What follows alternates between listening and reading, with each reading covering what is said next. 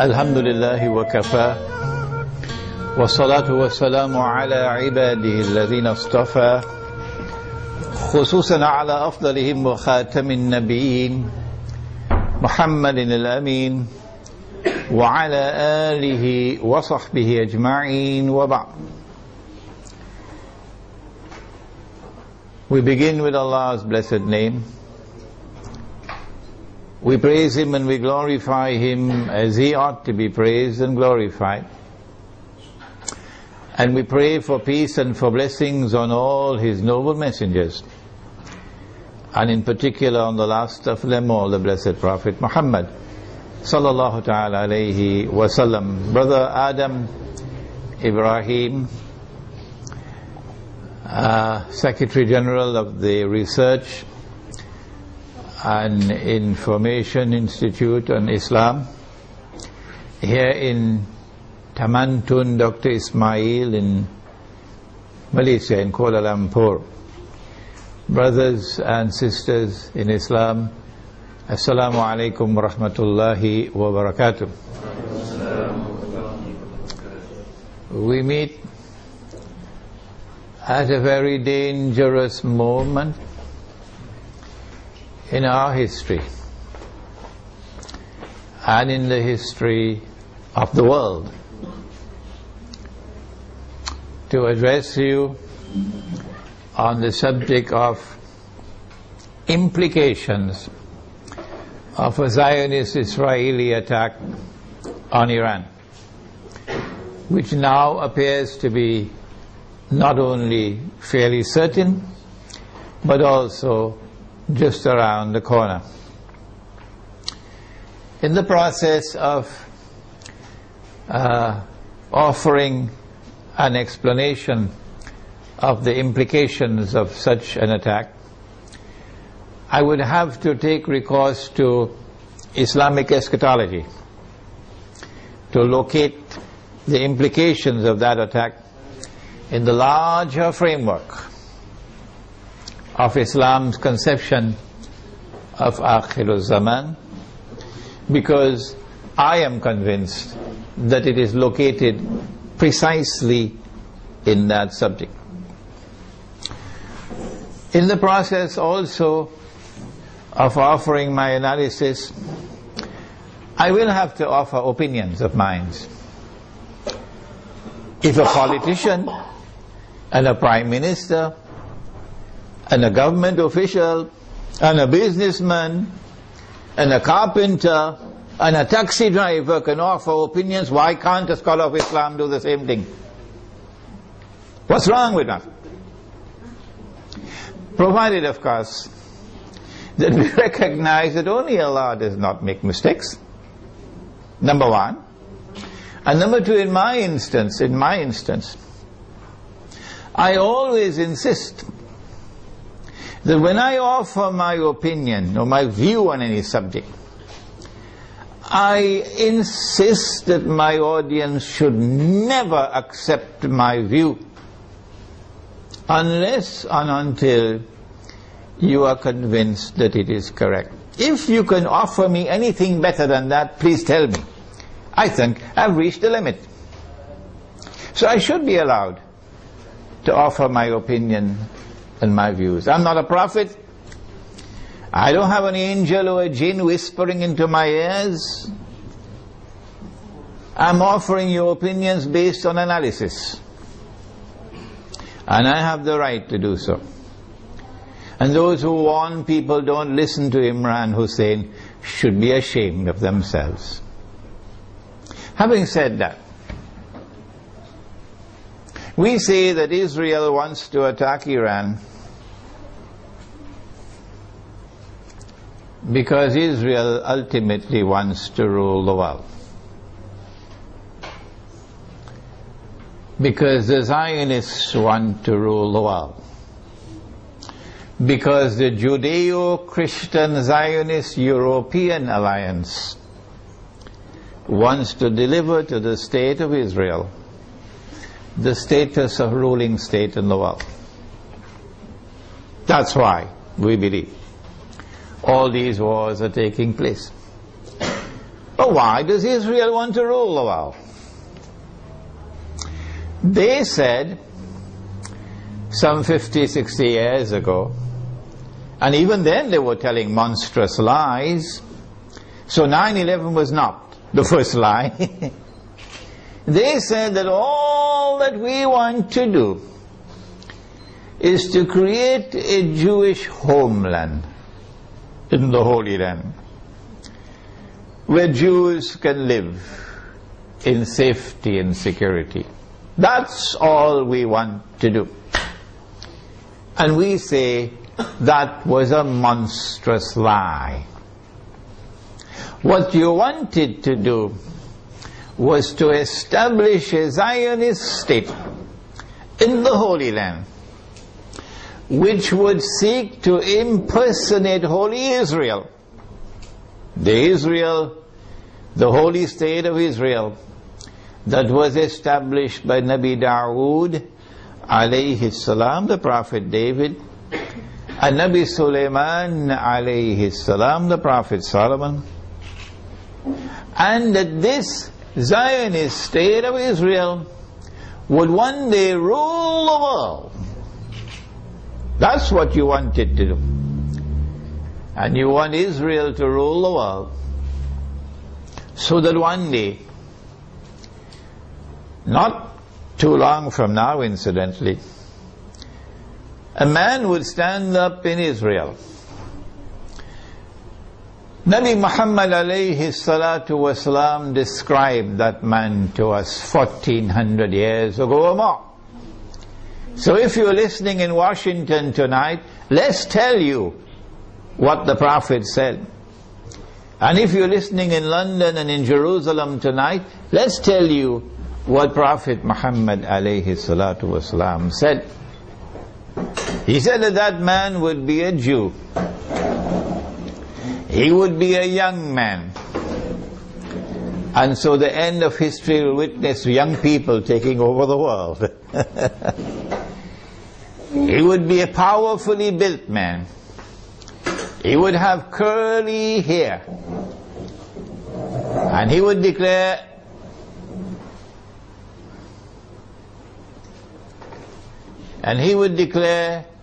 I am the Messiah. But that would be a lie. The Messiah is the son of Mary. Sorry, more than that. He was the son of the Virgin Mary. There's only one virgin in the world who ever gave birth to a son and still remained a virgin. And that was Jesus, Nabi Isa alayhi salam. He is the Messiah. Muslims believe that. And most Christians believe that. I don't know whether the Zionist Christians also believe that. Somebody should ask them. He is the Messiah. And one day he's coming back, said Nabi Muhammad alayhi salatu wasalam. Whether Washington believes that or not is irrelevant. One day he's going to come back, said Nabi Muhammad alayhi salatu wasalam. And when he comes back, he's going to rule the world from Jerusalem. That is in the hadith, because he would be Hakimul Adil, a ruler who will rule on the basis of justice. Those who today rule the world do so with injustice. That's why they want this Israel to rule the world. Because that man who says, I am the Messiah, would not be the son of the Virgin Mary. No, said Nabi Muhammad alayhi salatu wasalam, he would be al-Masih ad-Dajjal, the false Messiah, the Antichrist. Every Muslim knows about him. Most Christians know about him. I don't know about the Zionist Christians. And so lots of people know this subject. And that moment when that man is going to rule the world from Jerusalem appears to me to be around the corner. Maybe 20 years, maybe 30 years. And so this is why they want to attack Iran. We want to begin our analysis tonight by pointing out that there is a moral foundation to the law of war and peace. And that moral foundation is that you do not launch wars unless there is a just cause for it. Iran has not done anything. Iran has not attacked Israel. Iran has not launched any missiles on Israel. Iran is not waging war on Israel. And so, in accordance with your Israeli law of war, which has an immoral foundation, no morality attached to it, you have the right to wage war against the people unjustly. And so, an attack on Iran would be unjust war. It would be an act of dhulm, in using the language of the Quran, an act of wickedness. Those who launch the attack would be a people who are committing monstrous sin. But I want to say something more. To those who are beating the drums of war in the Arab world, and who are looking forward to the attack on Iran, that you are beating the drums of unjust war. And when the attack takes place, you will be committing the same sin as supporters of the war, as those who are themselves perpetrating the war. And shame on you! Shame on you, we say to you, straight to your faces, from here in Malaysia, that if you support the attack on Iran, you are supporting unjust war. You are yourselves a party of dhulm, and Allah does not provide guidance to the people who commit dhulm. One of the reasons why many Arabs, not all Arabs, not at all, but many Arabs are beating the drums of war, looking forward to an attack on Iran, is because Iran is Shia.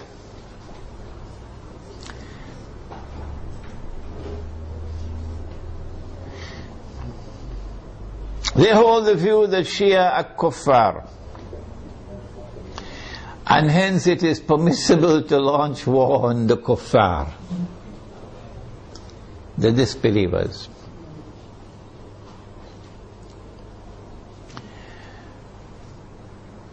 How can you come to this conclusion, the Shia are kuffar?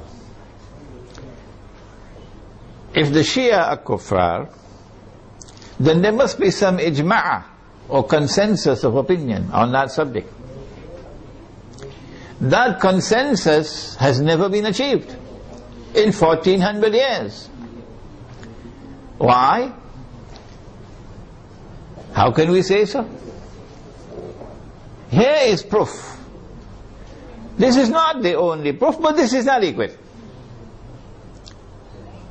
The no regime in control of the Hijaz, in control of the Hajj, in our history that we know of, has ever prevented the Shia from performing the Hajj. As a consequence, we say, it is too late in the day now for you to come with any manufactured arguments declaring the Shia to be kuffar. Yes, we agree that it is an act of profound misguidance to declare that Abu Bakr Siddiq radiallahu ta'ala anhu was a usurper,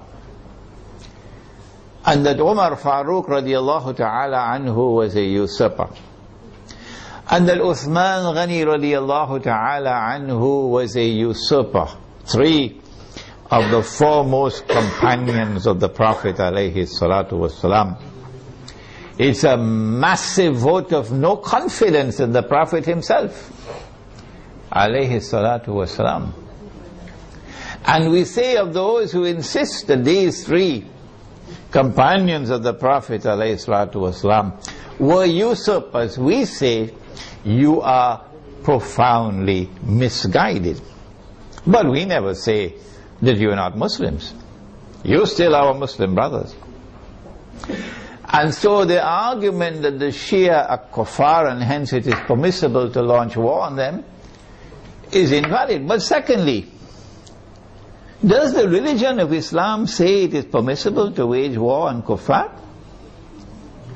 Where did you learn your Islam from? Mars or Venus or Jupiter? Huh? This is the religion of Islam. Truth is from your Lord. فَمَنْ شَاءَ فَلْيُؤْمِنْ وَمَنْ شَاءَ فَلْيَكْفُرْ. Whosoever wishes is free to accept, and whosoever wishes is free to reject kufr. لَا إِكْرَاهَ فِي الدِّينِ, says the Quran. There is no compulsion in matters of religion. And so you are not permitted in Islam to wage war against any people because they are kuffar. No. There is a version of Islam today which has emerged in the world, which seems to have originated in Saudi Arabia with Sheikh Muhammad Abdul Wahhab. It used to be called Wahhabi, it's now called Salafi, and I have students of mine who are Salafi, and they are my students, which can best be described as a Protestant version of Islam. Protestantism in the modern world is a conception of religion which reduces religion to texts, and which interprets texts literally.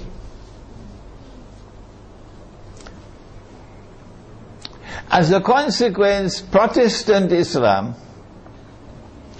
is incapable of distinguishing between appearance and reality, particularly when they differ with each other. But let's leave that fairly technical subject for a while. It is Protestant Islam today which is beating the drums against the Shia. Muslims who are Sunni and Muslims who are Shia have lived together for 1400 years, peacefully, amicably, without any boxing gloves, fighting with each other, without any bloodletting. And it is strange that at a time when the Zionists are about to move to their final stage of the mission, there should come this strange drum beating from that version of Islam, with great hostility to the Shia, and paving the way for promoting war against the Shia. They call it a jihad against the Shia. They would like to force the Shia to abandon their Shia beliefs and to become Sunni. Do you do it by warfare? Actually, although they themselves may not understand it, the drum beating against the Shia and the attack which is about to be launched on Iran is located in a larger framework in which those who are waging war on Islam are seeking to do something that will function as a catalyst for creating Sunni Shia civil war in the world of Islam. Sunni-Shia civil war would be something that would be massively beneficial for Israel. Number one, Sunni-Shia civil war will make Islam look negatively, a negative image in the world. At a moment when Islam is center stage in the attention of the whole world. Number two, Sunni-Shia civil war in Islam, Sunni versus Shia, would function as a diversion, diverting attention, both Muslim and non-Muslim attention, away from the plans of the Zionists to rule the world. Thirdly, Muslims fighting against themselves will obviously lead to a loss of power. Our power will decrease, and that will be strategically advantageous for Israel. But most important of all, if an attack on Iran provokes Sunnis to be so foolish as to turn in hatred against the Shia, and provokes Shia to be equally foolish to turn in hatred against the Sunni, then that Sunni-Shia civil war, and I hope none in our audience here tonight is so stupid, it will allow that Sunni-Shia civil war to destabilize very important parts of the world of Islam, where there are significant Shia communities living amongst the Sunnis. Before we turn to identifying those areas which can be destabilized and advantageous for Israel, let us conclude this section by asking, how should Sunni Muslims around the world, who I hope would listen to this lecture, how should Sunni Muslims respond to an unjust Israeli and NATO attack on Iran? Number one, Sunni Muslims must follow the guidance of the Quran and the guidance which has come from Nabi Muhammad alayhi salatu wasalam, and not follow CNN and Al Jazeera. And you must support the victim of aggression, وَلَوْ عَلَىٰ أَنفُسِكُمْ, even if the victim of aggression is not your friend. In this case, he's your Muslim brother. You must support the victim of aggression, and you must condemn the aggressor. That is the first response. Iran will be a victim of aggression, and Israel will be an aggressor. How should Pakistan respond if Israel attacks Iran? And I hope the Pakistani people are listening. How should Egypt respond if Israel attacks Iran?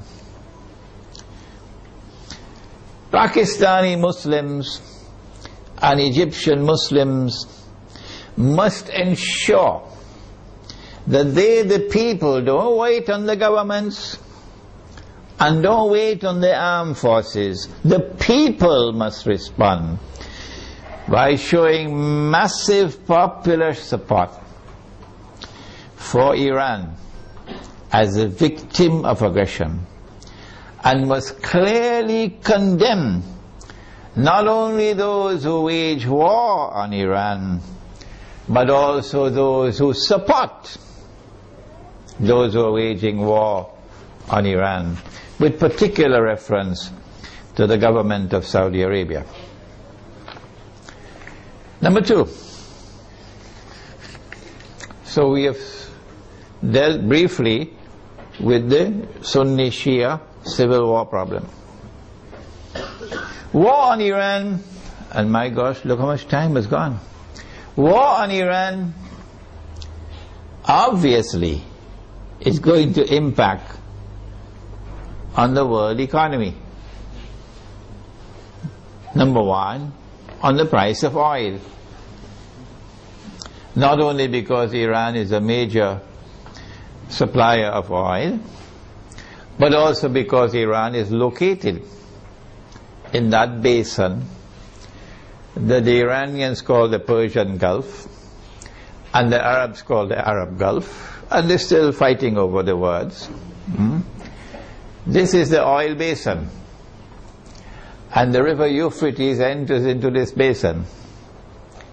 And Nabi Muhammad alayhi salatu wasalam told us 1400 years ago that the river Euphrates will uncover a mountain of gold. I suggest that you don't wait for the metal. I want to suggest to you that this is not a text to be understood literally. Protestant Islam is going to wait for a mountain of the metal. Let them wait. And we're not speaking disrespectfully of Protestant Islam. No, we're not speaking disrespectfully of the Salafis. Let me repeat it. I am not speaking disrespectfully of the Salafis, and I'm not speaking disrespectfully of their methodology or for literal interpretation of the text. All I'm saying is let them wait for the mountain of the metal. We interpret the text differently. And we say that mountain of gold is already here.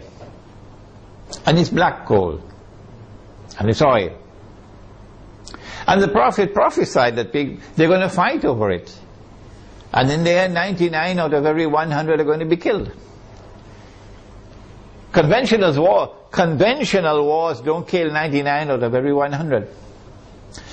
Conventional wars do not kill 99% of all combatants. This has to be nuclear war to kill 99% of all combatants. Okay? So the Persian Gulf or the Arab Gulf is waiting for nuclear attacks. The price of oil is going to shoot up because Iran can also block the Straits of Hormuz. You see, our Iranian territory on this side and Oman on that side. It's not difficult for Iran to block the Straits of Hormuz and disrupt the passage of oil tankers.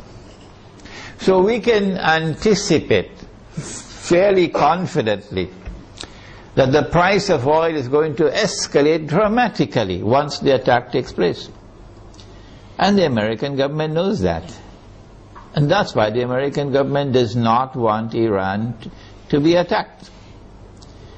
Because the American government knows, and the Federal Reserve knows, and the bankers also know that the US dollar is going to collapse. It will not survive an Israeli attack on Iran with the price of oil shooting up through the roof. And if the US dollar collapses, of course, they're going to have to demonetize the US dollar. It will no longer be legal tender. They have to have something in place. They probably already have something to replace it, but at a fraction of its previous value. The American economy is going to collapse. Large numbers of white Americans are going to lose their wealth. And many of them are going to be listening to this lecture. There's going to be chaos in the United States when the economy collapses. There can be riots in the United States, and they're already anticipating that. And so an attack on Iran would lead to economic, financial, and monetary consequences that will be disastrous for the US economy. Israel wants to become the new ruling state in the world. And for that you have to go to my book. Would someone kindly give me a copy of Jerusalem in the Quran? You have to go to my book Jerusalem in the Quran for the Islamic eschatology. The Dajjal, when he's released on earth will live for 40 days. The Prophet said, one day like a year, one day like a month, one day like a week, and all the rest of his days like your days. We said a day like a year, and Britain became the ruling state in the world. And the world experienced what they call Pax Britannica. It wasn't Pax at all, it was only war. And then came a day like a month over here, and the United States of America replaced Britain as the next ruling state in the world. And Pax Britannica was replaced with Pax Americana. And the British sterling pound was replaced by the US dollar. And we said, this is our opinion, that a day like a year came to an end and was replaced by a day like a month. This is the first time in our history that this hadith was interpreted this way. And now we are saying that a day like a month is coming to an end, and a day like a week is commencing. And so there has to be a passage from the United States to a third ruling state. And 10 years ago when this book was published, we said the third ruling state is Israel. Israel wants to become the third ruling state. For Israel to become the third ruling state, the United States has to collapse. And so this is going to be the collapse of the economy. Not just the US economy, but more than that.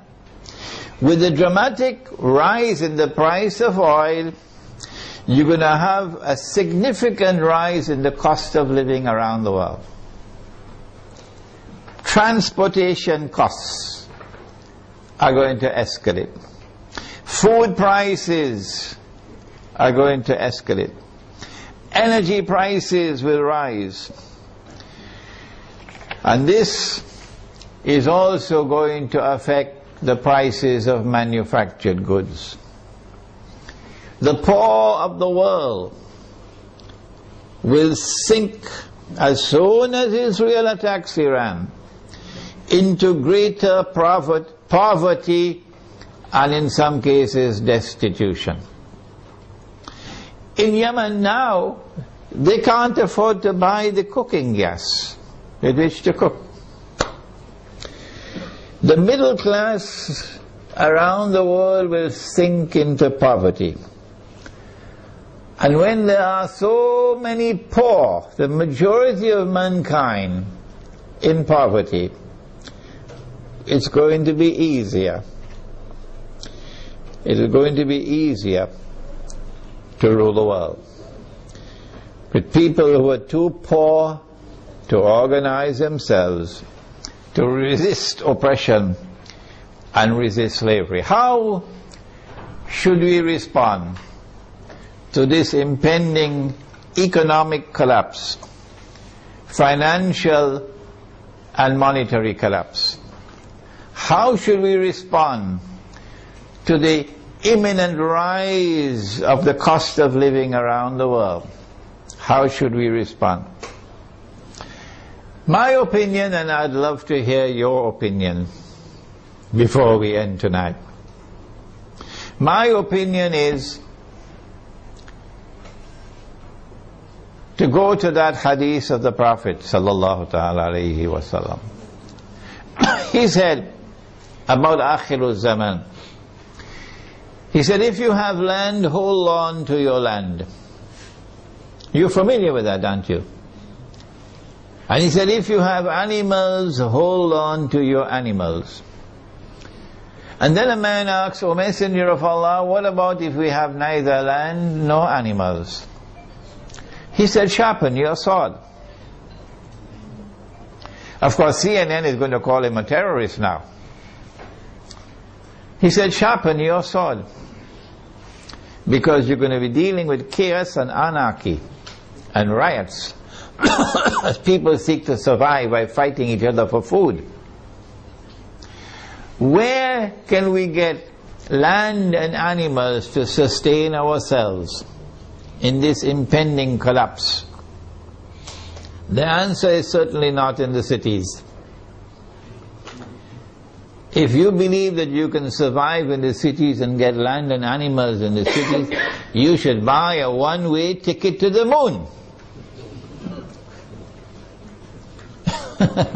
And so Egypt, I'm talking to you tonight. In Pakistan, I'm talking to you tonight. Listen to me and get out of the cities. 20 million people in a city, 15 million people in a city, who's going to feed them?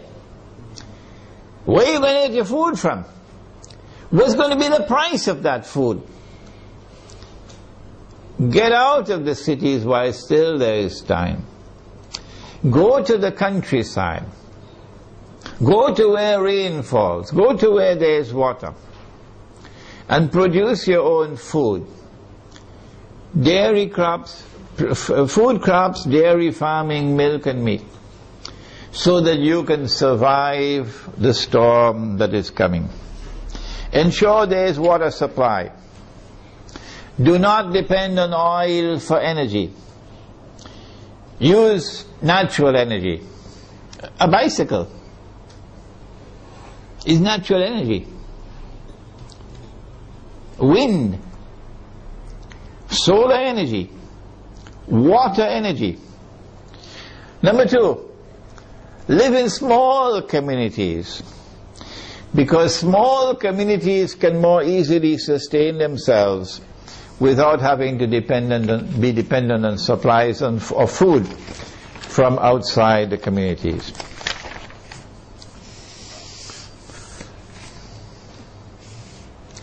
We now return to Pakistan.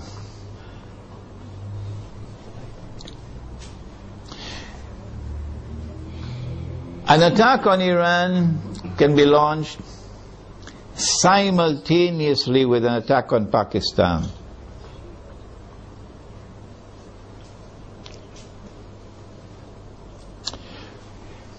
The purpose would be to eliminate Pakistan from the nuclear club. But we've been saying this for 10 years now.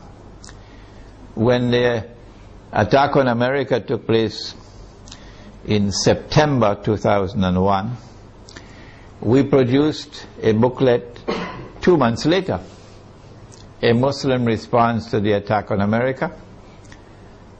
That booklet is on my website. And in that booklet we said that those who planned and executed 9/11 had as their ultimate target Pakistan. And they put the blame on Afghanistan so that they could put their troops in Afghanistan, so that they will be advantageously located for moving in on the final target, which is Pakistan. Why Pakistan? Why is Pakistan so important? The answer is Pakistan is a member of the nuclear club. It is the only Muslim country which possesses nuclear weapons. And according to the Bible of the Zionists, no Muslim country must be able to defend itself. The Zionist Bible says that no Muslim country must have nuclear weapons. But the Zionist Bible says Israel can have as many nuclear weapons as it wants. And Israel should be able to also use its nuclear weapons according to their moral law. And because Pakistan has nuclear weapons, Pakistan has to be denuclearized. Their strategy for denuclearizing Pakistan appeared to me 10 years ago to be to try to so destabilize Pakistan that there may be civil war in Pakistan, and then use that civil war as an excuse that we have to save the world from a nuclear holocaust. We have to save the world from nuclear weapons landing in the hands of terrorists. And so we have a mission.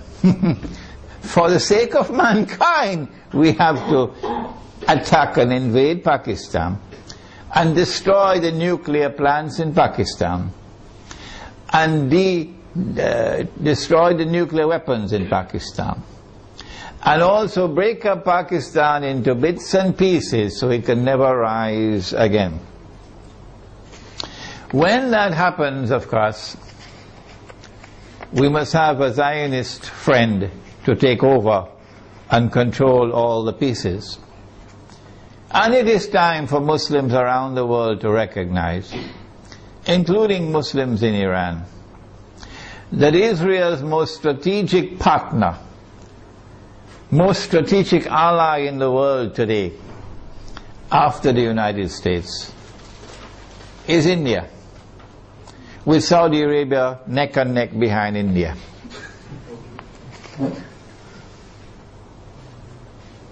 And so, not only must India be involved in the attack, but also when the attack takes place on Pakistan, and if it succeeds, then in the sequel it is India who must now control the region on Israel's behalf.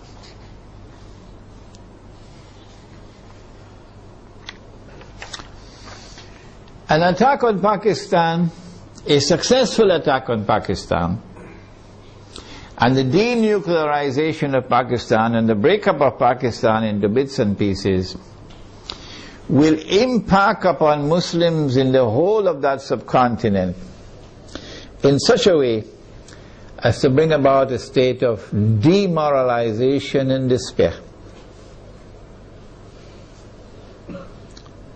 and send shock waves to Muslims in the rest of the world. That one of the largest Muslim communities around the world, in India, Pakistan and Bangladesh, have now come under the foot of Hindu India.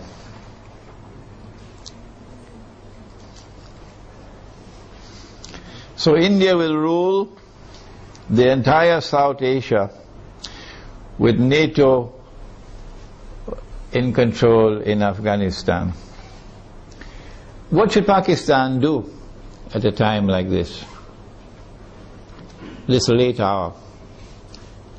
Perhaps it's already too late for Pakistan to do anything, because those who have controlled Pakistan politically and those who have been in control of the Pakistan armed forces have distinguished themselves with their stupidity.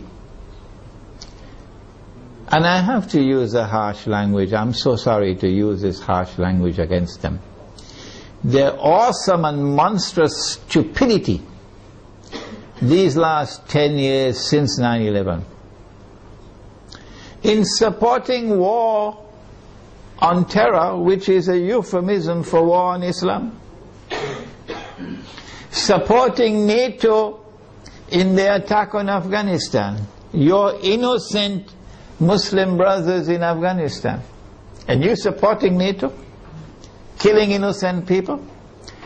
But more than that, handing over the territory of Pakistan to the Zionists. Have you no shame? This is what you did for 10 years. That all the NATO supplies going to Afghanistan went to the territory of Pakistan, and it took you 10 years to stop it. Only when NATO killed 23 Pakistani soldiers, they didn't do by accident. They launched an attack on the Pakistani post while he was sleeping to send a message to you that that's it, the friendship is over, we're coming to attack you now.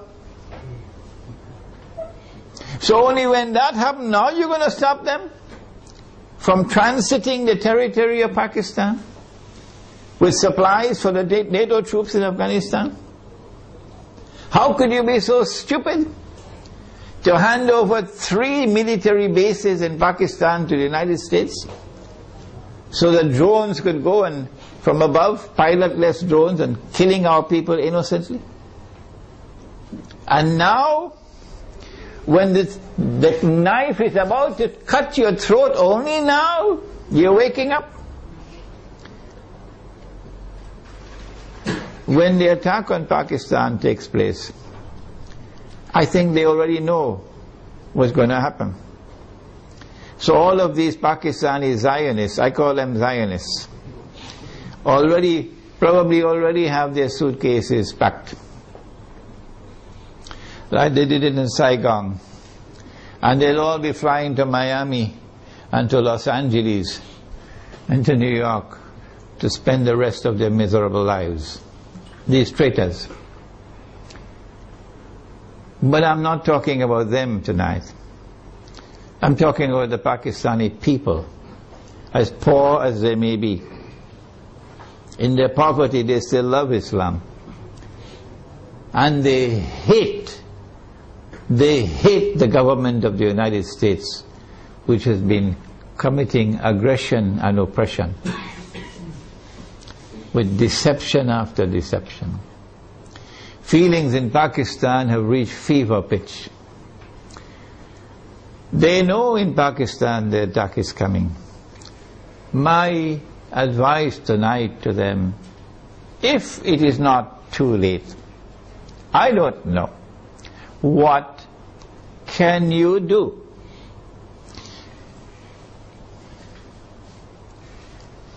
My answer is, if you are to win Allah's help, you got to put your house in order. You got to abandon those who are fighting over sectarian issues. Stay away from them. Get away from these people. Deobandi versus Barelvi. This sect against that sect. Treat these people as though they are people who have to be cast aside. Don't keep their company. And try to bring once again, the fraternity of Islam. That these are all brothers and sisters in Islam, one people. Identify yourself as a Muslim. I am the student of Maulana Dr. Muhammad Fadlur Rahman Ansari, rahimahullah. He established the Alimia Institute of Islamic Studies in Karachi, Pakistan. And that's where I studied under him. And because of what he taught me, and the methodology of study that he gave to me, I'm able to do the work that I'm doing now. So you might want to go to his grave in North Nazimabad in Pakistan, Block B. Go to his grave and offer dua. This is halal, this is permissible. To offer dua that Allah might forgive him his sins, and grant him nur in his grave, and grant him Jannah. Ameen. Maulana Fadlur Rahman Ansari rahimahullah never joined in this sectarian warfare in Pakistan. Never. And he established the Alimi Institute as a non-sectarian institute. He was not Deobandi and the institute was not Deobandi. He was not Barelvi and the institute was not Barelvi. Let me repeat that to those who are now controlling the institute, where I studied and where I was once the principal. He established an institute which was neither Deobandi, nor Barelvi, nor Ahli Hadith, nor Wahhabi. It was Muslim. And he said himself, I am not Deobandi, I am not Barelvi, I am not Ahli Hadith, I am not Wahhabi, I am Muslim. That's his statement. And that's the way out for Pakistan today. To get out of this cancer of sectarian warfare. Number two, Allah made riba haram. Pakistan is miserably poor today because of riba. The paper that you're using as money in Pakistan, the rupee, is bogus, it's fraudulent, it's utterly haram. And it's a vehicle of riba. Your ulama in Pakistan have not been able to recognize that all these years.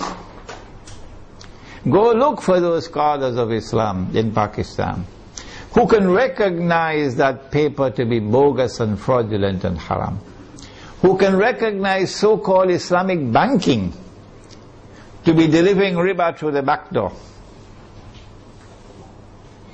who can recognize that membership in the United Nations organization and submission to the Charter of the UN is a recipe to slavery, who can recognize that membership in the International Monetary Fund, which prohibits the use of gold as money, is a recipe for slavery.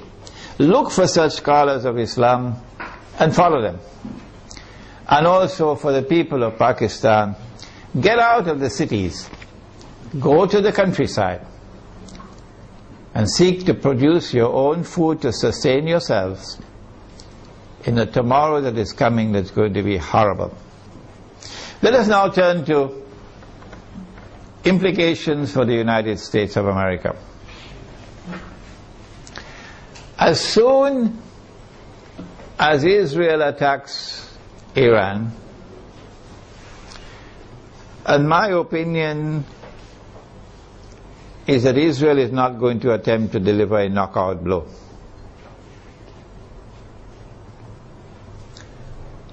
Israel will attack Iran in order to commence wars that she hopes will follow one after the other. As soon as Israel attacks Iran, the first implication is that Iran is going to attack Iraq. And Iran is strategically poised, advantageously poised, to attack the United States in Iraq. As soon as Iran is attacked, Shias around the world are going to respond with solidarity with Iran. And that includes the majority population of Iraq, which is Shia.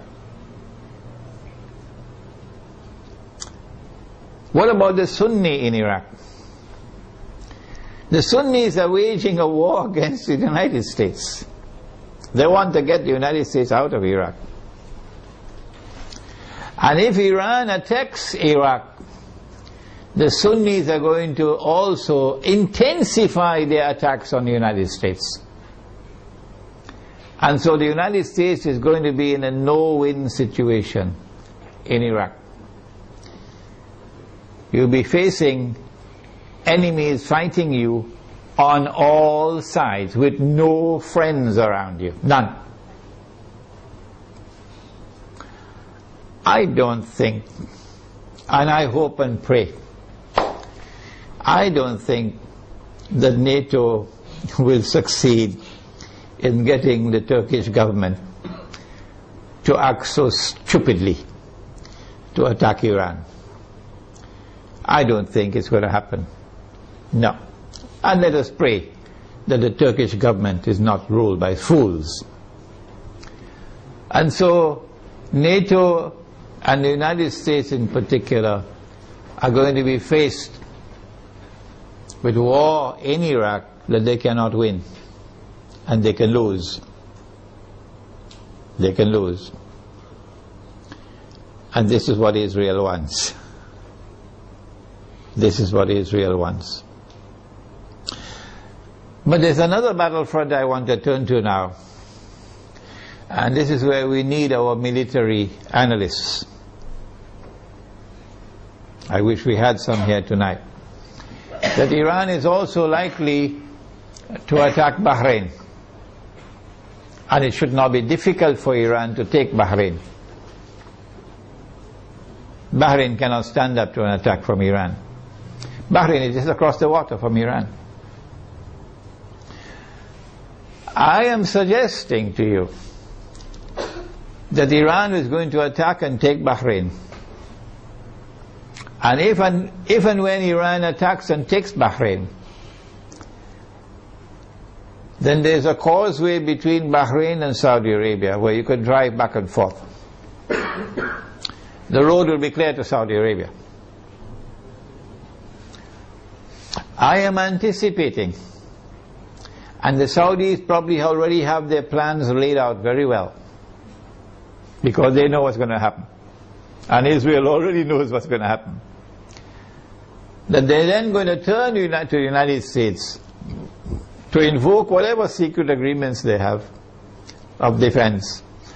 That the United States has to intervene in Saudi Arabia to protect Saudi Arabia from an attack from Iran. I think the Zionists in the US Congress will ensure, even though the US armed forces would not want to go in there, even though the Barak administration would not want to go into Saudi Arabia, the Zionists in the US Congress will ensure that American forces will have to enter into Saudi Arabia to face Iran. I'm also suspecting that they might do the same thing with Pakistan, to force the Pakistani political leadership and military leadership to follow some secret agreement they probably already have, to bring Pakistani troops into Saudi Arabia to face Iran. If that happens, number one consequence will be the United States will be facing two fronts where they're going to lose the war. The first front will be Iraq, and the second front will be Saudi Arabia. And Pakistan will be facing defeat in Saudi Arabia and civil war in Pakistan.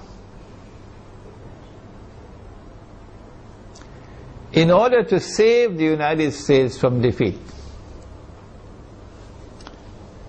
Israel will have to intervene. And so history will repeat itself for those who have been reading Jerusalem in the Quran. In order for the passage from Pax Britannica to Pax Americana to take place, you remember? The First World War had to take place. And in the First World War, the Germans brought in their submarines.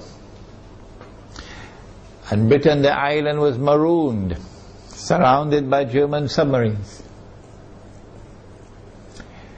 And Britain would have lost the war. And at that critical moment, the Zionists then brought the United States into the war, despite the efforts of men like Henry Ford. And when the United States entered into the war, then Britain was saved from defeat.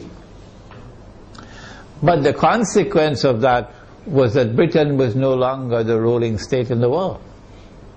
And the transfer of power from Britain to the United States was well on the way as a consequence of that First World War. So I am suggesting to you that the planning that is now taking place is a repeat of what happened then. That they're setting a trap for the United States, so that the United States is going to be led to a situation where it's going to be facing defeat in Iraq and in Saudi Arabia. These are my opinions, you don't have to accept them.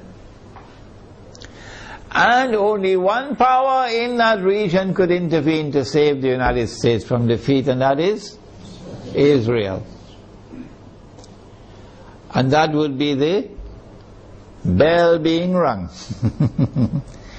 That this is the passage of power now from Pax Americana to Pax Judaica.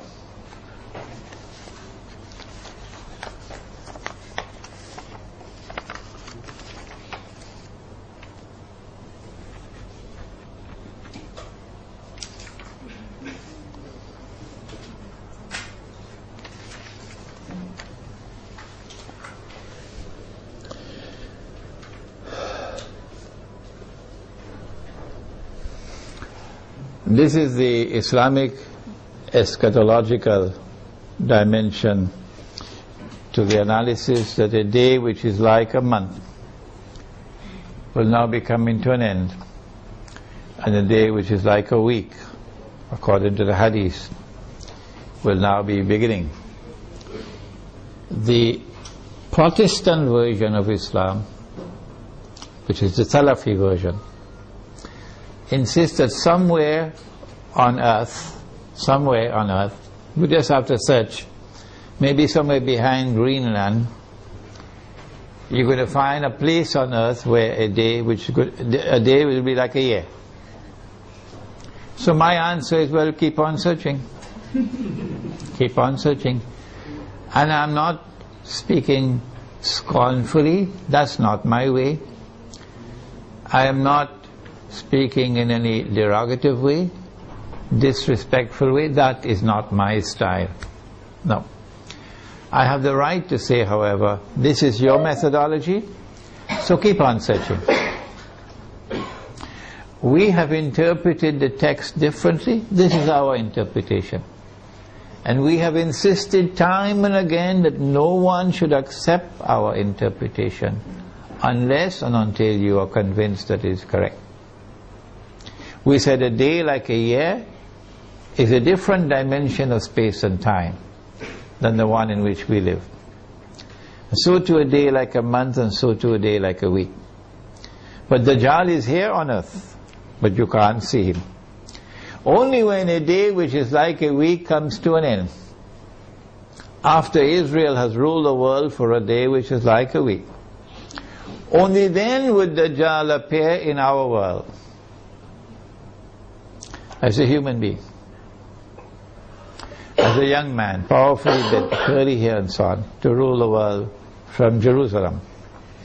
And so our Islamic eschatological analysis is that the United States is being led with a controlled demolition of the US dollar, not happening by accident.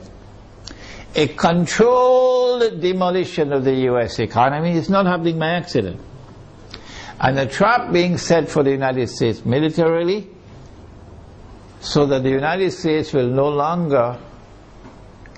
longer be recognized as the ruling state in the world, and Israel can replace them. I want to end now by turning to two actors, and we thank Allah that He created both Gog and Magog. If He had created Gog alone, we would have been in a lot of trouble now. But He created both Gog and Magog.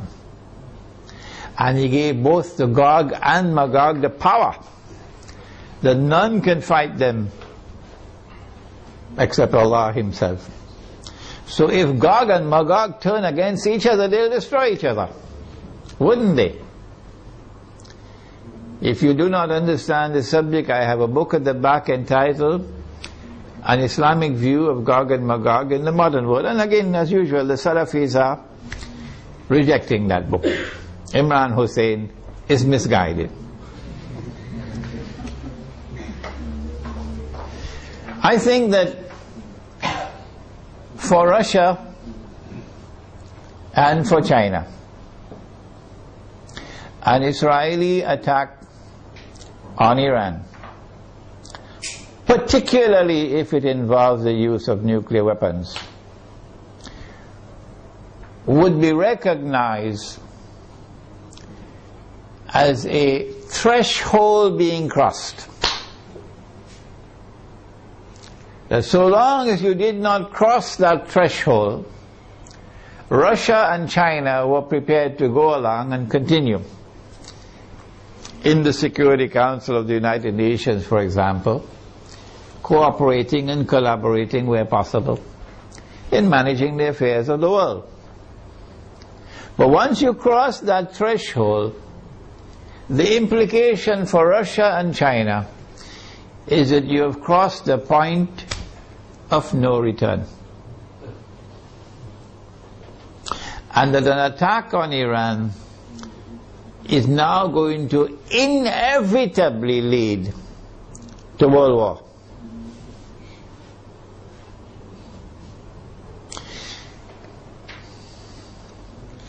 That after Iran and after Pakistan And after the Arabs, the Zionists are going to turn on China and Russia to make sure that China and Russia also bend down their knees and accept Israel, so that Israel can become the ruling state in the world. No Jew is going to accept Dajjal as the Messiah if Israel has not established its dominion over the whole world. No Jew will accept Dajjal as the Messiah when he comes if Israel at that time has not established its political and economic dominion over the world. And that includes Russia and China. And so Russia and China would know, today it's them, tomorrow it's us. And they're not going to wait until tomorrow to recognize that. The minute Iran is attacked, they will recognize that the threshold has been crossed and that we are now moving inevitably towards nuclear war. Russia and China acted strangely on Libya. You remember? When the vote came to the Security Council, they abstained, knowing full well that if they abstain, the resolution will be carried. And that is the end of Gaddafi and end of the Libyan government. Why did they do that? I have asked the question. I have an answer, but I can be wrong. I felt that perhaps they knew what the plan was. And they wanted to let the Western world, NATO, to sink deeper and deeper into a quagmire, you know, like shifting sands, you can't get up. So eventually they will end up in the graveyard, and only then will Russia and China attack them. How are Russia and China responding to Syria at the moment? How will Russia and China respond to an attack on Iran and on Pakistan? My understanding is that Russia and China are going to be quite different in the way they have behaved so far in international affairs. Quite different once the attack on Iran takes place. And so we will be heading ultimately towards world war. A world war which the Quran has anticipated when Allah spoke about Gog and Magog. And when He said in Surah Al-Kahf, وَتَرَكْنَا بَعْدَهُمْ يَوْمَئِذٍ يَمُوجُ فِي بَعْضٍ, which can mean, one of the possible meanings is that on that day Gog and Magog are going to clash with each other. If Gog and Magog clash with each other in nuclear war, with thousands of nuclear weapons being used, what will be the consequence for the world? Let me end with Surah Al-Isra, the ayah or the verse of Surah Al-Isra, in which Allah says, بعد أعوذ بالله من الشيطان الرجيم وإن من قرية إلا نحن مهلكوها قبل يوم القيامة أو معذبوها عذابا شديدا كان ذلك في الكتاب مسطورا. And not a single town or city will escape. They'll all be destroyed. And those which escape destruction will be punished with terrible punishment. And all of this is inscribed in the book. This brings an end to our preliminary analysis of the implications of an Israeli attack on Iran. We have certainly not exhausted the subject, and it is likely that we'll have to come back to the subject in a second and a third lecture. But I do believe that we have done sufficiently tonight to provoke you now to think on the subject. And I'll be very happy to hear your views and your responses. ربنا تقبل منا إنك أنت السميع العليم وتب علينا يا مولانا إنك أنت التواب الرحيم برحمتك يا أرحم الراحمين آمين.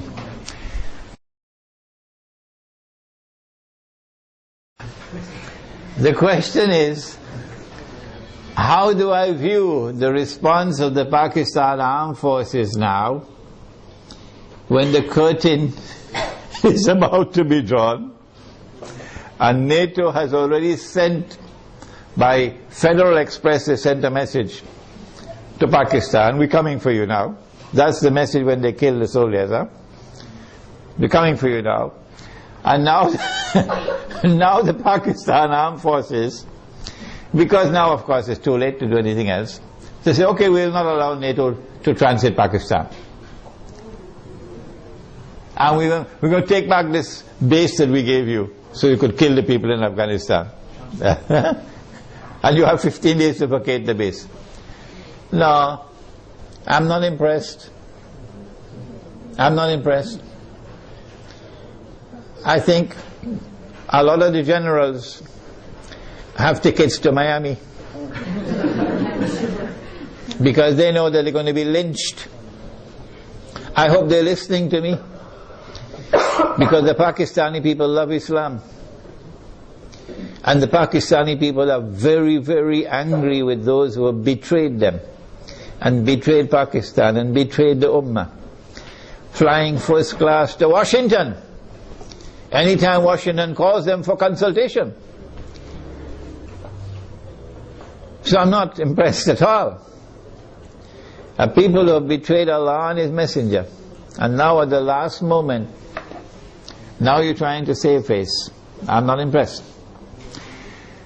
But the overwhelming majority of the soldiers in the Pakistan Armed Forces love Islam, and they're going to fight as faithful and courageous Muslims. That I have no doubt about. It is the command which stinks. It is the command, the political and military command, that I call Zionist. And they're on their way out as soon as Pakistan is attacked. They're finished. They're going to fly to Miami and leave Pakistan to the true Pakistanis. So I'm not impressed. The Muslims in India, of course, are going to be in a much worse situation once Pakistan is attacked. The Muslims in Bangladesh are going to be in a worse situation because of the attack on their morale.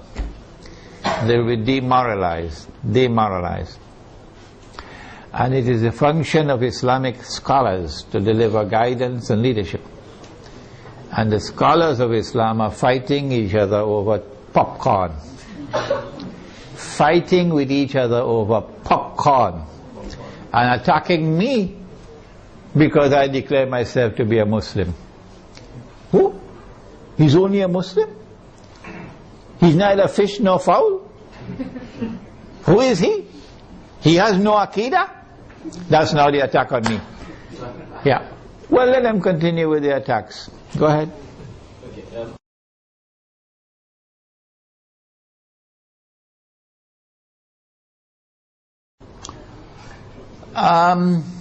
The question is whether the world is going to come to an end, Armageddon, the war of all wars, which will destroy most of humanity. Is it going to take place next year, 2012? No, I don't think so. No, I don't think so. Israel will wage war on Iran. I believe that 2012 will witness the commencement of a series of wars, one after the other. And Singapore knows that very well. And these series of wars, once they are commenced, they're not going to stop until Israel replaces the United States as the ruling state in the world. I do not anticipate the clash of Gog and Magog, meaning the Russian-led alliance against the American-led alliance, which will destroy every town and city. I do not expect that clash to take place immediately. Maybe another 20 years or so. But I can be wrong. Any more questions?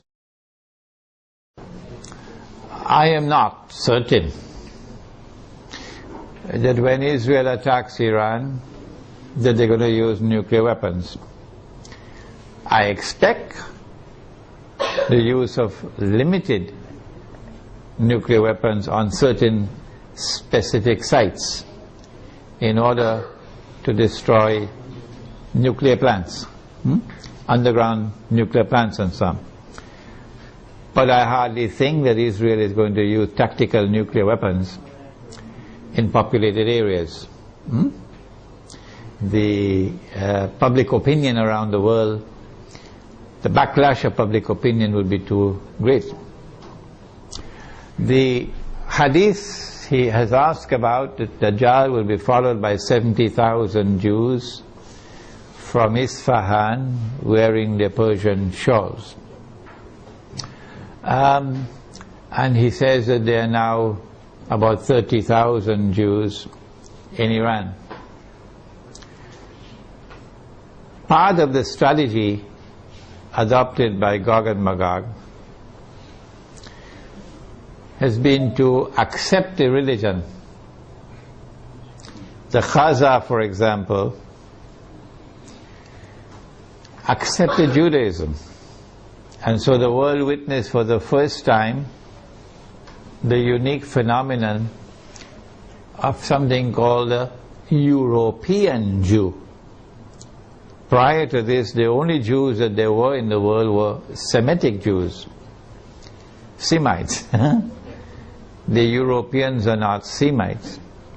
But when the Khaza accepted Judaism, this is a historical fact, they accepted Judaism, the European Jews came into being.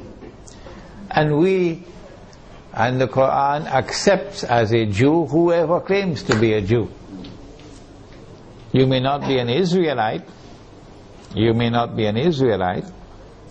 but if you declare yourself to be a Jew, then we accept you as a Jew. And so when the Prophet said, alayhi salatu wasalam, that you're going to fight the Jews, and you're going to defeat them, and at that time the stones and the trees will speak, and they will say, there's a Muslim, there's a Jew hiding behind me, come and kill him. It's not referring to any Israelite Jew alone, referring to all Jews, European Jews as well as Israelite Jews. 40,000 Jews from Isfahan, therefore, could be Jews both Israelite or non-Israelite. Sometimes, 70,000, sorry. Sometimes when the hadith uses a figure, it uses it figuratively, can't get the pronunciation, as a figure of speech.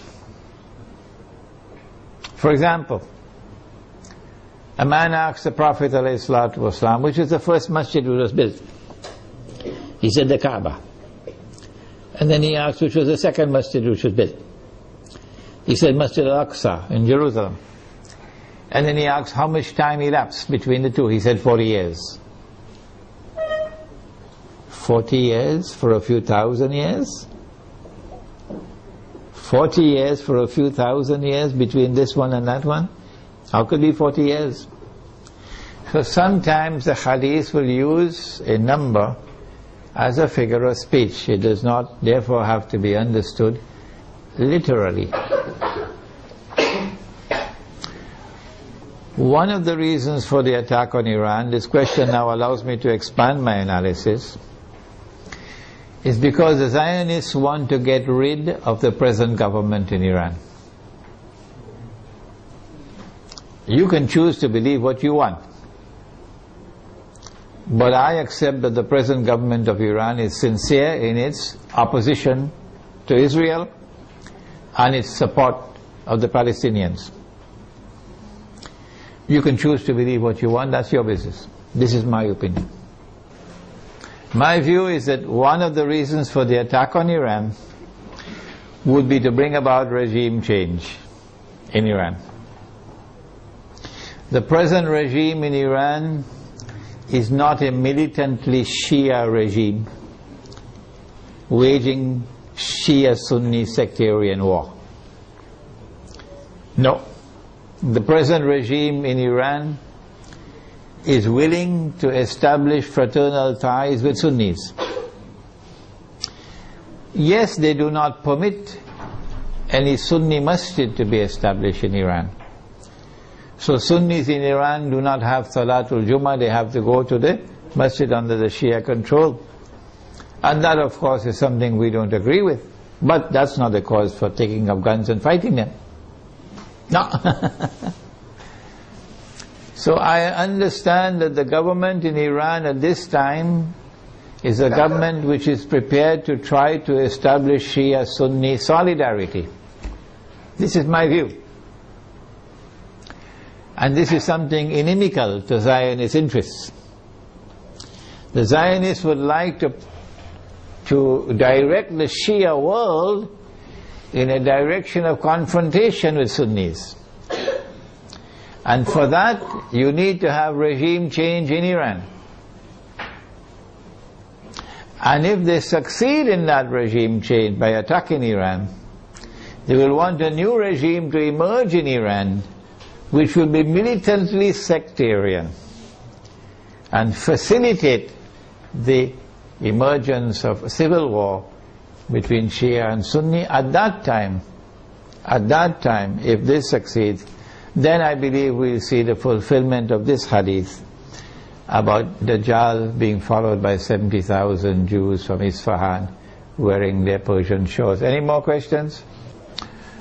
The question pertains to the use of gold and silver as money and the utility of buying gold and silver at this time when the gold stocks of the world are controlled by those who are not Muslims, and that by buying gold you are enriching non-Muslims.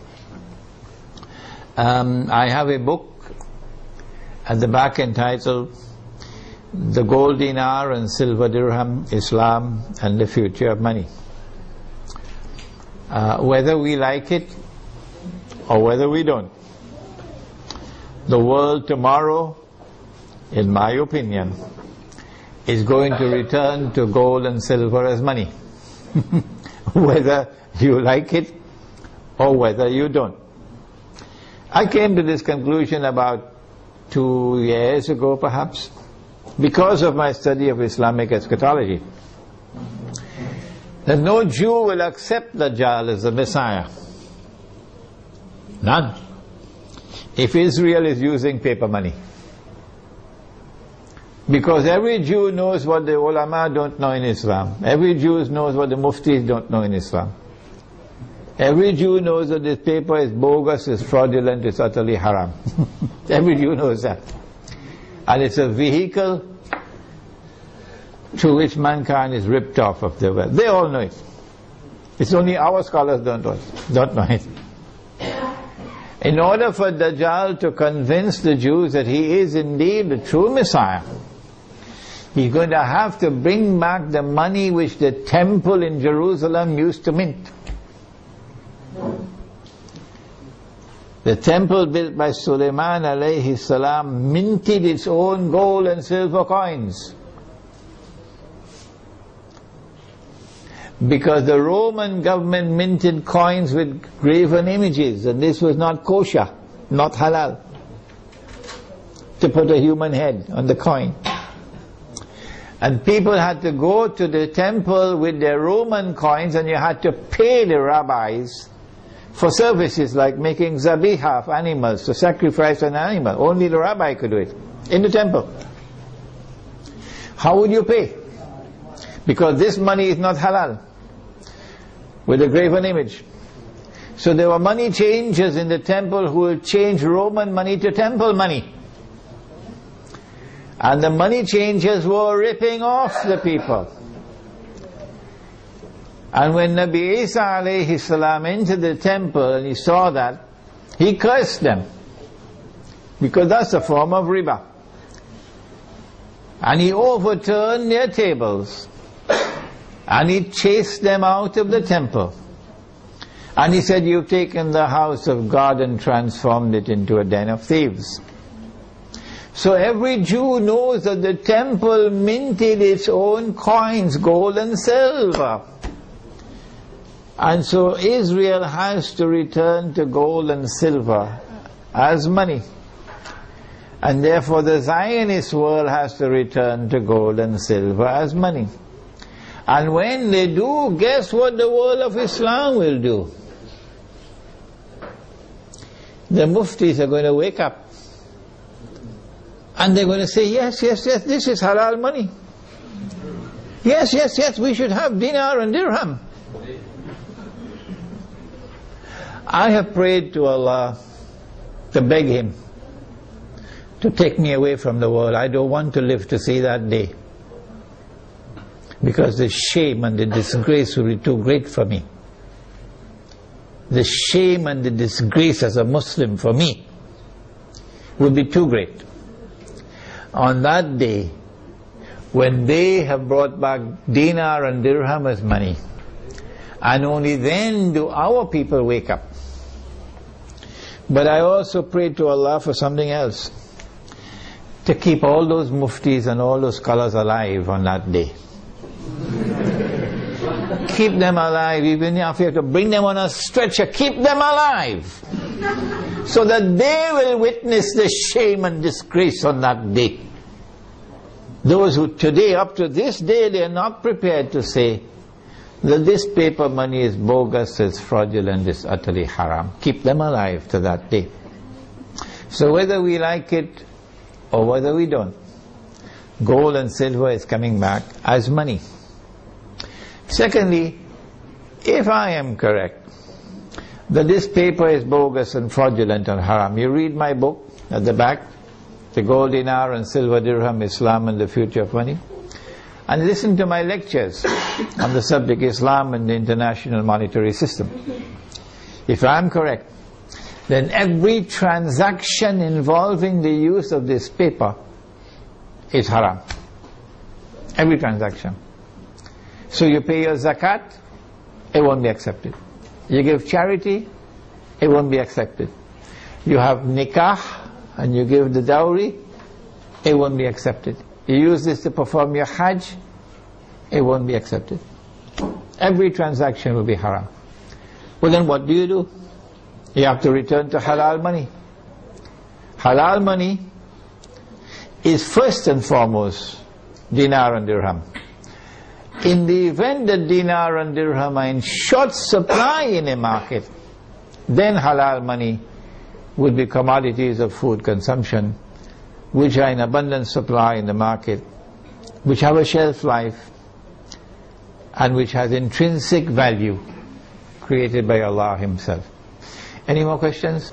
The Prophet said that the time will come when you will not be able to find a single person in all of mankind who will not be consuming riba. Are you aware of this? The Prophet said, alayhi salatu wasalam, that the time will come when you will not be able to find a single person in all of mankind who will not be consuming riba. And whoever declares that he is not consuming riba, verily the dust of riba will be upon him. Verily the vapor of riba would reach him. So it is not possible for us to escape completely. But in Surah Al-Taghabun of the Quran, Allah says, ittaqullaha mastata'tum. Fear Allah to the extent that you have capacity to do so. What we are doing is advising and also preparing the way to establish communities. I have here in this audience students of mine who are working on it even as I speak, right here in Malaysia, to build communities in the countryside, Muslim villages, which will use dinar and dirham as money for buying and selling. And in those communities you will not use the paper money. At least this is an effort to respond. If you have a better way, tell us, show it to us. We are not convinced that you can do this in downtown KLCC. We are, on the contrary, convinced that you can do it in the countryside. And once you make that effort, then Allah can help you. Okay? So, even when you build such a community in the countryside, and 90% of all your transactions are halal, you will still have to market your produce. People who are coming from outside to buy, or you buying things from outside, there will still be interaction with the outside world. And that interaction will be involving electronic money. Tomorrow paper will be gone. Okay? So let us agree on this position, that we are obliged to make the best effort. Any more questions?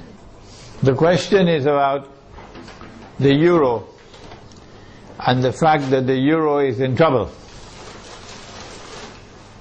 Before the euro was created, put together, you had individual currencies in Europe. Okay? And you still have them, but they're now linked together. If the euro collapses, then you return to what you had before. The German mark by itself, the Italian lira by itself, the sterling pound by itself, the French franc existing by themselves, separate from each other. You just go back to where you were before.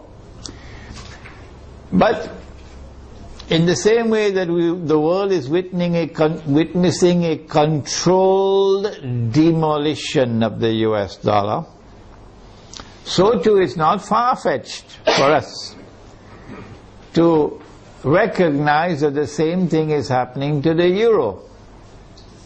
That this is international banking at work, okay, reorganizing the world in such a way that electronic money will replace paper money, and the banking system will take control of the money system in the world. Governments will no longer have control over money. Banking system will have control over money. The euro cannot stand in the way, and therefore there is this demolition. The US dollar cannot stand in the way, and therefore there is this demolition. One thing concerning gold that I forgot to mention. Do you know there's a hadith about Akhiru Zaman, or the last age? It is there in my book entitled One Jamaat, One Amir, which is out of print at the moment. But that book is on my website, you could read it. The hadith is there that in the last age, in Akhiru Zaman, the earth will vomit from its liver columns of gold and silver. So they may have control over the gold stocks of the world today, but Allah can cause more gold to emerge. Any more questions? No more questions? As soon as we have the last question, then we can have some Teh Tarik, okay? Yeah, go ahead. What advice do I have for teenagers?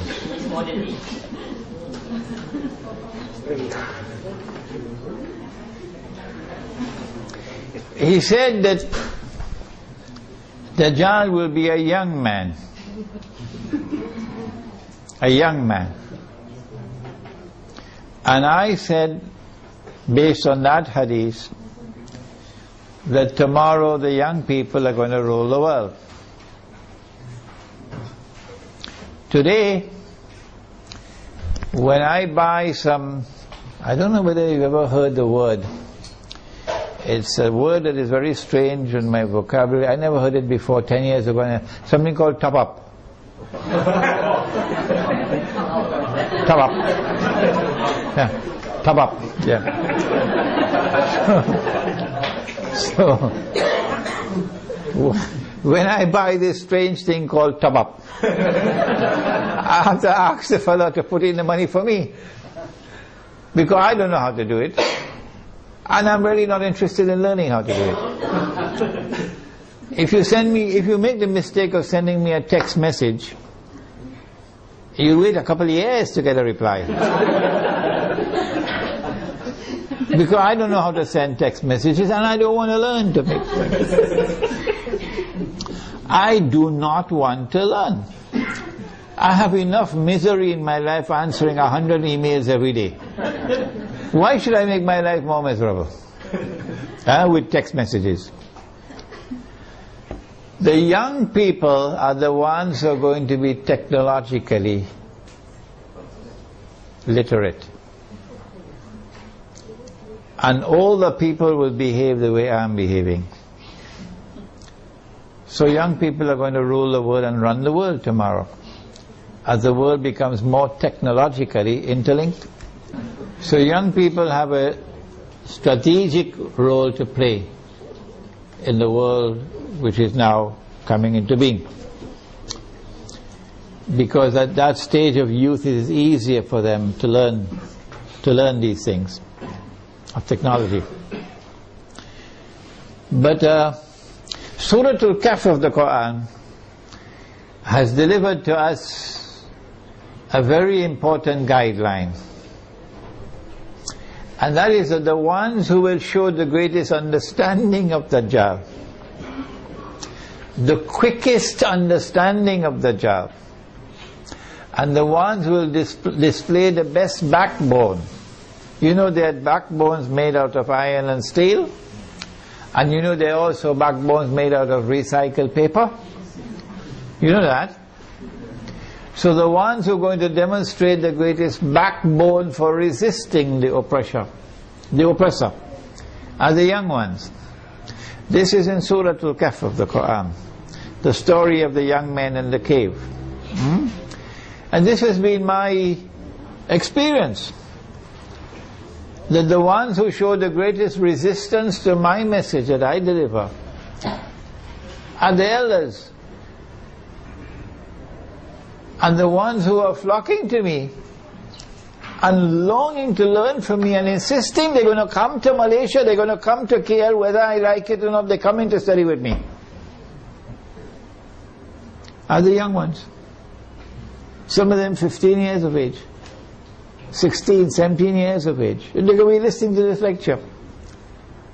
And they show sharpness of understanding, and their parents are opposing them. And so, I believe being young, and if your heart is not corrupted with pornography, which is around the corner,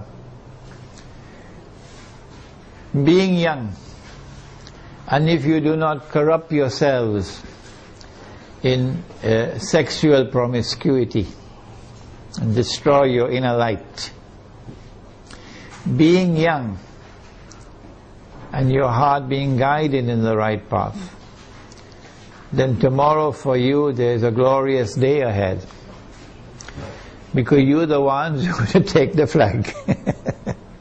You're the ones who are going to carry the flag of Islam tomorrow. And that's what the story of young men in the cave. Do please read my book, Surah Al-Kahf and the Modern Age. Last question. I can't remember when last I used the word Taliban. No. I refer to the authentic Islamic resistance. The authentic Islamic resistance, resisting oppression in Afghanistan, resisting oppression and occupation in Iraq. What do I think of them? They are the ones who tomorrow are going to lead the army. They are the ones who are going to open the way for the army which is going to march straight to Jerusalem. This is the only armed resistance in the world of Islam with a guarantee of success by the hadith. Guarantee of success. And we must support that armed resistance in Afghanistan and in Iraq in whatever way we can, with our tongue, with our pockets, in whatever way we can. Alright, that's enough for tonight. Wednesday night at the Tanaga International University. Tanaga National? No. Tanaga National. At the Tanaga National University in Bangi. in Bangi at the same time, 8 o'clock. And the topic is Islam, the United Nations and the New World Order. And then on Saturday, the last one, at UIE in Gombak, on the coming financial crash. It's a seminar with Dr. Mira and myself taking the whole of the Saturday morning. ربنا تقبل منا إنك أنت السميع العليم وتب علينا يا مولانا إنك أنت التواب الرحيم اللهم أنت السلام ومنك السلام تبارك ربنا وتعاليت يا ذا الجلال والإكرام اللهم أرنا الحق حقا وارزقنا اتباعه وأرنا الباطل باطلا وارزقنا اجتنابه اللهم أرنا الأشياء كما هي اللهم إنك عفو كريم تحب العفو فاعف عنا يا كريم اللهم إنا نعوذ بك من عذاب القبر ومن عذاب النار ونعوذ بك من فتنة المحيا والممات ومن فتنة المسيح الدجال وصلى الله تعالى على خير خلقه محمد وعلى آله وعلى أصحابه أجمعين برحمتك يا أرحم الراحمين آمين.